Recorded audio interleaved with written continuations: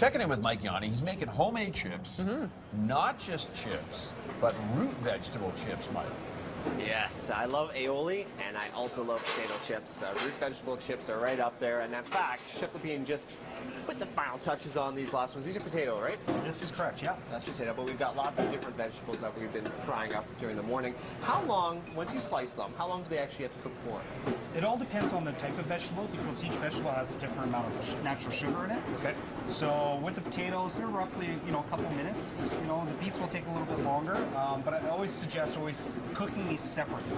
Okay, so don't slice them all and throw them in the fryer, because again, you're gonna have ones that are gonna be a little overcooked, some that are underdone. So cook them separately, right, until they get nice and golden brown. When you're frying as well, look for when the deep fryer doesn't have any bubbles coming off those chips. That's kind of a good sign to know you're good to go there. So over here we've got the raw vegetables, and you used, you called this the mandolin. Yes. To slice them. Now this is the key when doing vegetable chips, so that way it cuts them all evenly, right? If you have a thick guy, a thin guy, essentially they're not going to cook the same. You have one that's raw and one that's overcooked. So this really makes it easy at home.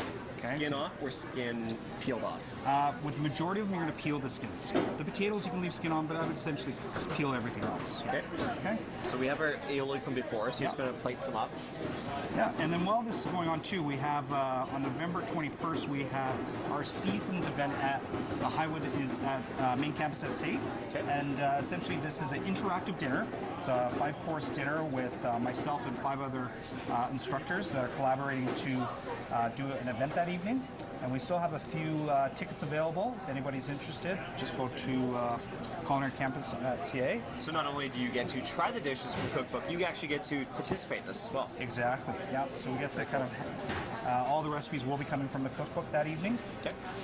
And yeah, so I kind of just present them like this. And again, this is a nice way to do for kind of that Christmas event coming up. Yeah, or a like party, the colors. right? So potatoes, yams, yeah, and a little bit of beets. So go ahead, Mike. Help yourself there. Try. I'm looking forward to this. Aioli on there.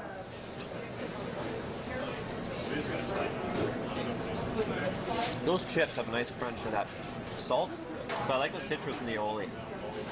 Really comes lightens it out. up It's for sure. really bright. It's delicious. definitely key for the aioli, yeah. Yeah. Now I'm just curious, Ted Jill, how much aioli I can fit on one of these. Plop it on there. Like the whole plate. So good. Sometimes you got to choose a good vehicle for the dip to get into the mouth. It's just a vehicle. That's all it is, really. Good job, Mike. What are you up to tomorrow? Actually, there's some new recruits over at Calgary Police Service, their K9 unit, so I get to meet them.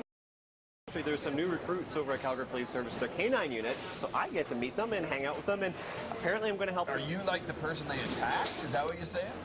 They haven't really clarified Okay. Well, what I will be doing.